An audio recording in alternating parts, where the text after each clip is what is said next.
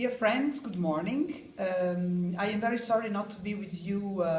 today, but in Italy the Italian Greens are having a very important Congress which will hopefully decide for a line of conduct and of alliances which hopefully will take us out from the marginal role that we had in the debate in the Italian debate and also in the European one. For the last years, and I thought that I had to be here also to present the primaries and to talk about the European campaign that still a lot of Greens at national level consider to be very far from them. I think that the challenge of this primary for the Greens is basically to convince people, not only Greens, that it is possible to have a European alternative to the policy of a blind austerity, and that it is possible that people gain back their control on what happens in Europe. This is the challenge that we Greens wanted to have with this primary, and also the idea that around an e-democracy tool, it is really possible to talk about politics and about European politics. In the last legislation period, and my friends and co-contenders are more than able to tell you about this, we were not able to win the battle for a transnational list, and I thought that that was really a pity. With this e-democracy exercise, we try a little bit to overcome this limit, and together with the other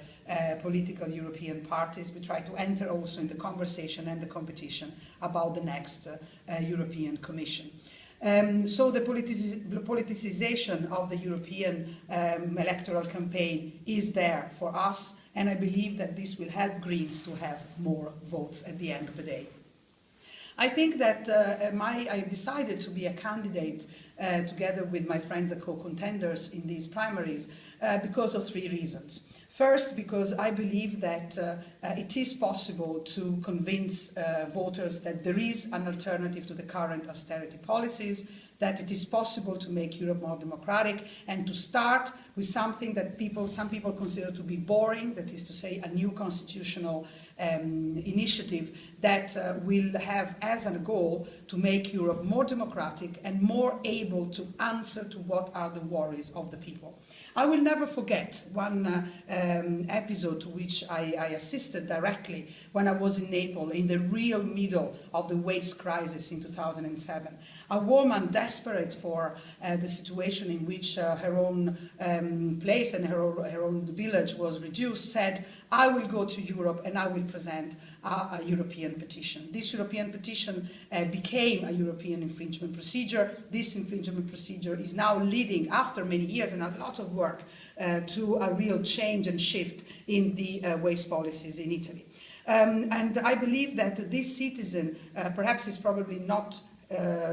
all her problem has been solved, but she saw in Europe an element of help and assistance and protection for her. This is the challenge that we have to win, to make sure that in countries like Greece, but also Italy and Portugal and all of the other European Union countries, because this is not only an issue for Southern European, the change of the economic and social policies can bring about a green reconversion and transformation of economy, because the only way through which we can find new activity, new jobs, is by taking stock on the fact that we have limited resources and that there is climate change. What happens in Warsaw also tells us that we are not yet a majority in the decision-making room, and that the silent majorities of people who understand and who see that this is not the way through which we can go on are still too silent and are still not able to have an impact on the decision-making. This is also another challenge for us, to join our economic and social policy to the need of democratic transformation, not only at the European level, but also on national level. The last Eurobarometer tells us that the delegitimation of the European institution is less strong than those of the national institution, and that is something that has to be taken into account when we try to answer and to react to the proposals of false truth which the populists are brought about. That's also another challenge for us, and another challenge that I think that we can take up, and I, as a candidate for these primaries, would really like to take up, and that is to answer to the populists and to beat the self-fulfilling prophecy that they already won the European elections. They didn't win the European election. Yet, above all, if we manage to create what I call a democratic front and an alliance with those parties, associations, trade unions, militants that are out there and that think that, we can change and we have to do something else. In this moment, certainly in Greece and certainly in Italy, there is mostly a refusal of all politics. There is no distinction, and the trust and the faith is going down the drain. The challenge of these primaries and the challenge for us Greens is to work with those who want to give back to politics its dignity, its nobility even, and to make sure that effective solutions are found for Europeans. So from Chianciano Terme, I say ciao ciao, and I wish you a wonderful, wonderful meeting. And I also take the occasion to wish all the best and the best of luck to my co-contenders, Rebecca, Ska, and José.